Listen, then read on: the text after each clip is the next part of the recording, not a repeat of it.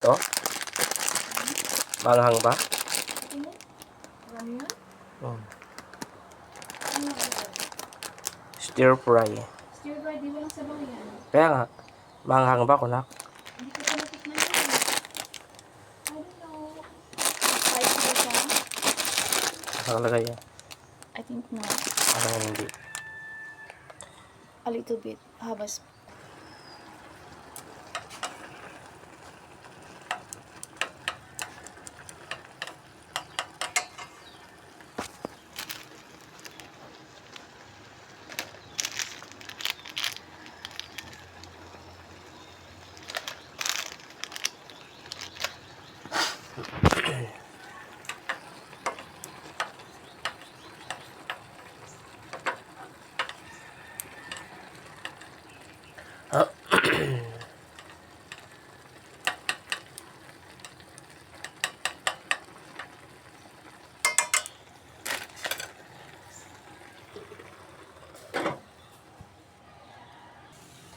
Apply kayo sa Macau?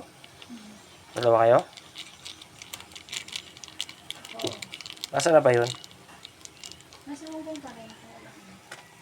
Iba mo niya. Nag-renew din yun ng kontrata niya.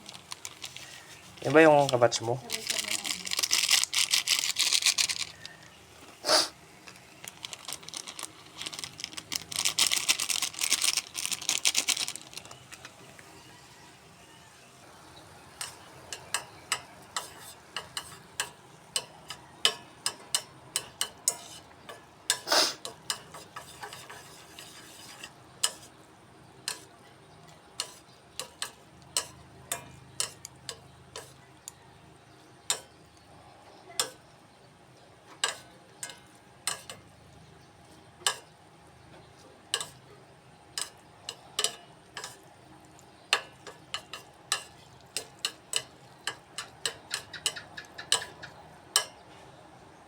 Ayan, pagkain siya. Pagkain yan.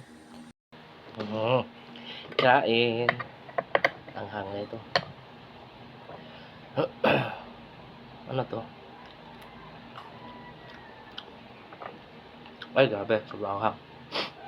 Nanghang? Tulungan mo ako. Ayoko. Masakit yan ko na. Hindi ako sanay ng maanghang sa akin. Hindi naman masyado. Kayang-kaya.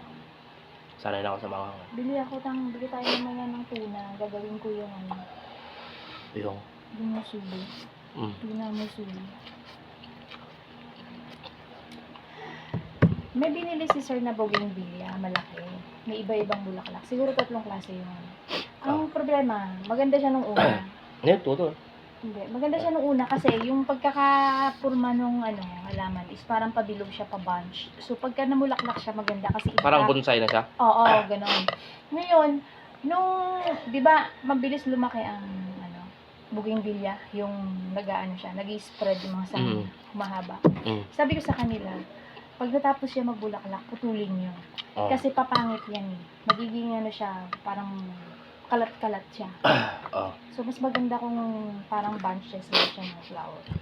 Ayaw nung kasama ko. Bakit daw puputulin sa akin yung bulaklak? Sabi ko kasi hindi naman niya nakadesign ng ganyan. Kasi ang magiging itsura niya pag hindi niyo pinutol, magiging wild siya. Ang pangit tingnan. Hindi pinutol. Ayaw niya, nagmamagaling siya. Hindi ikaw na ka. Ayaw niya yung naanuhan ko siya ng idea ng mga ganunahan. Kinukontra niya. Oo, kaya ang ginagawa ko, nahayaan ko na lang sila.